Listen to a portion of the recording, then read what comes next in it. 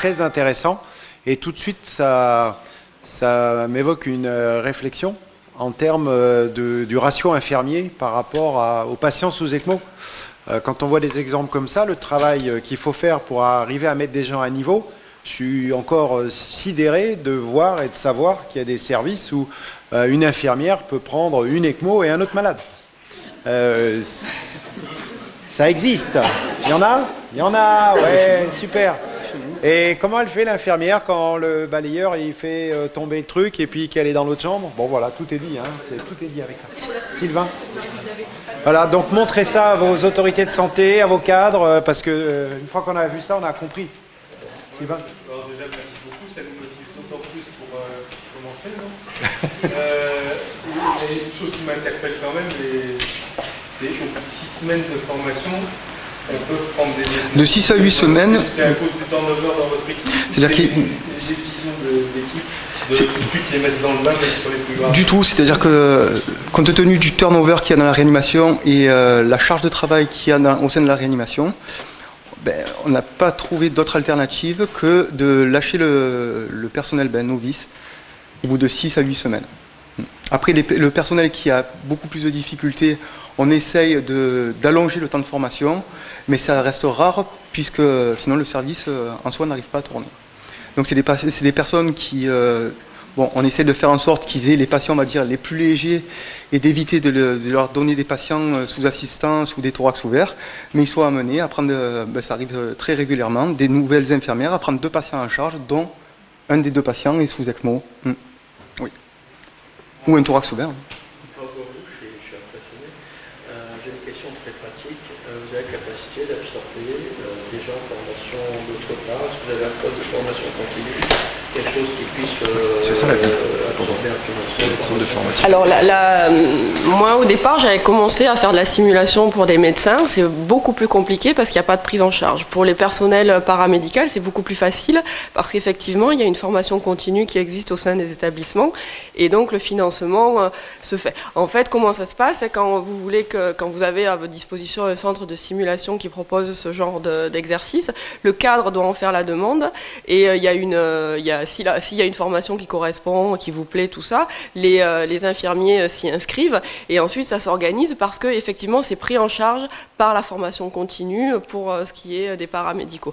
Moi j'adorerais qu'on puisse faire ça avec les internes, parce que les internes ils sont pas mieux quand ils arrivent le premier jour du semestre, ils découvrent. Donc ils sont dans l'incompétence inconsciente très longtemps.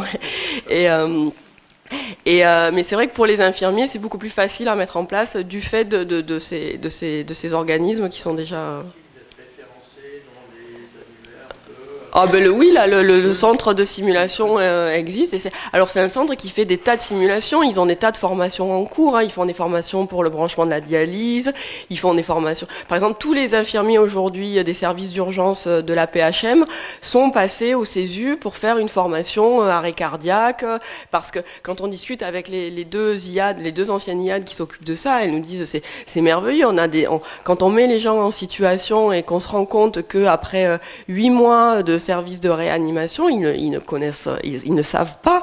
Mais après, ce que j'ai pas dit au départ, c'est que quand on veut faire de la simulation, il y a un mot qui est absolument indispensable et qui doit rester en lettres de néon, c'est la bienveillance.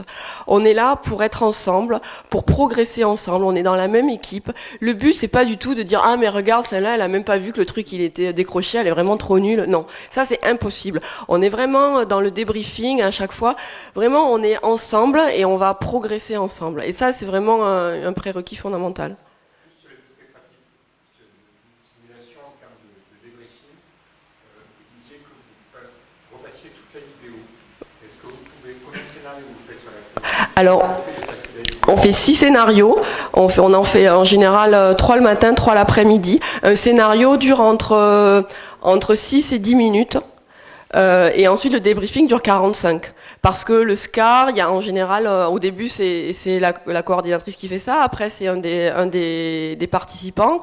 Ils sont au tableau blanc. Il faut vraiment passer par ces différences. L'analyse, je rentre dans la salle, qu'est-ce que je vois? Puis qu'est-ce qui se passe? Puis qu'est-ce que je fais? Donc, la vidéo permet de dire, parce qu'il y en a qui vont dire, mais si, je t'ai dit ça. Ah non, j'ai pas entendu. Alors, on remet la vidéo. Est-ce que tu l'as dit? Pas dit? Réécouter l'appel quand on appelle l'urgentiste de garde, on dit mais j'ai un patient et c'est très marrant parce qu'il se passe comme dans la vraie vie, quand on vous téléphone et finalement on se rend compte qu'on ne sait pas très bien faire une relève ou le signal d'alerte.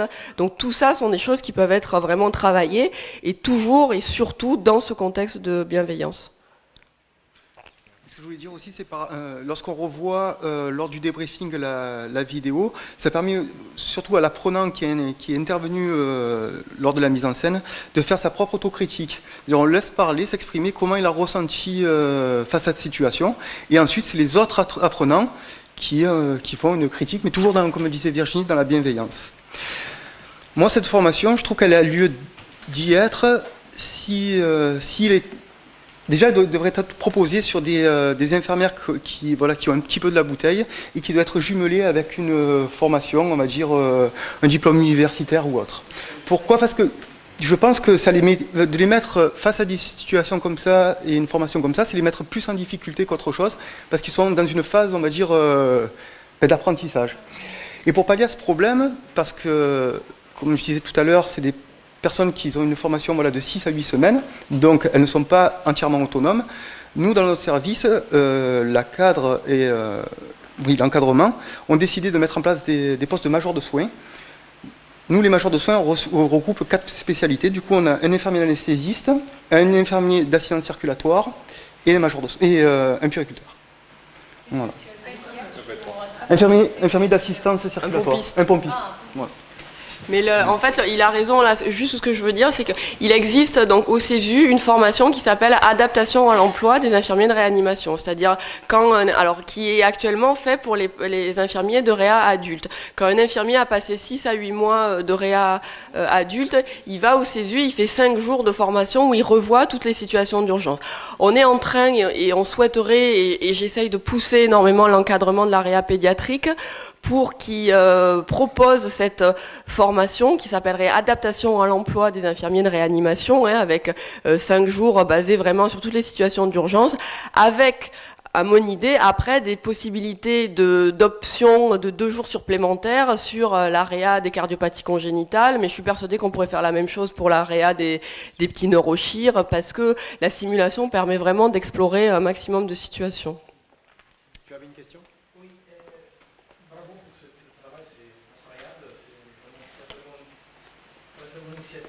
Je me demande, est-ce que vous avez déjà mis en place, ou c'est dans votre idée, mettre en place une évaluation de l'impact que cette formation est là sur la question que je voulais poser. C'est ta thèse dessus. Sur la vie, parce que quand même, bien sûr, c'est excellent, former les gens sur les simulations, mais est-ce que former les gens en simulation, elle a vraiment un impact direct sur la pratique? Alors c'est vrai que c'est des choses qui sont difficiles à évaluer. Il y a un questionnaire, la fin de la formation se termine par un questionnaire d'évaluation de la formation en termes de ressenti par rapport aux participants. Il est évident que évaluer leur stress au travail, évaluer les coups de téléphone intempestifs aux perfusionnistes au milieu de la nuit parce qu'il y a des problèmes parfois minimes, comme par exemple un bruit ou une petite fuite sur quelque chose non significatif, ça c'est plus compliqué, c'est vrai.